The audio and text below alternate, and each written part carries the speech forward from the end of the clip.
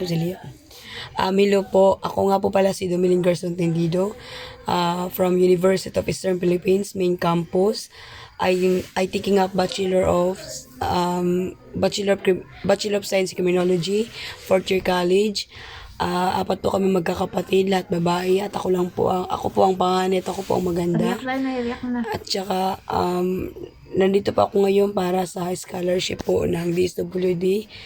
Yung scholarship po na sinasabi nyo sa online. Di ba may ito link? Kasi po kailangan po talaga namin ng pera. Kasi yung papa ko po may bago na po siyang pamilya. Tapos yung mama ko po, siya na lang po yung bumubuhay sa amin. Kasi yung tatay ko po dati siyang drug addict. Tapos yung nanay ko po dati siyang bibinta ng drugs. Ako na nanay. Sorry po sa siya na po kayo. Nanay pa mga ate nga. Dati po siya.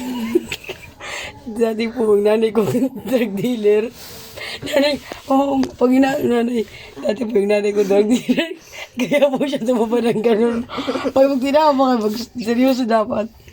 Tapos po yung pamala ko pong kapatid na amo na po kasi lagi po itong binubugaw ng mama ko. Isul nga ito.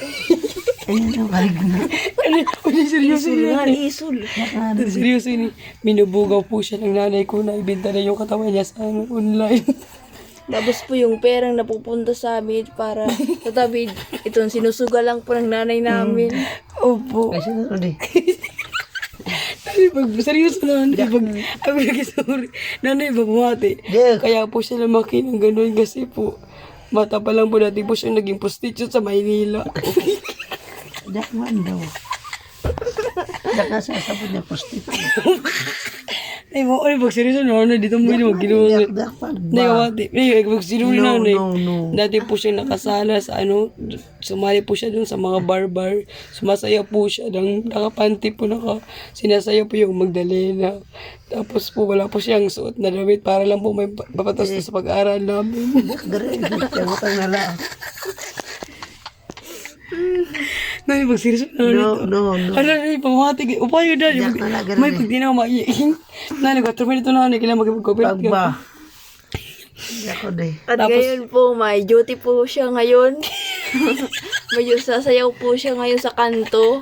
At 3,000 po yun, 3,000 sa kanto at walang damit.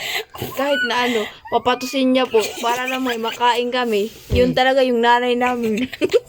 Bayo ka sa na. Ay, gawa na gabasay. Mas gabasay na nga nanay pa.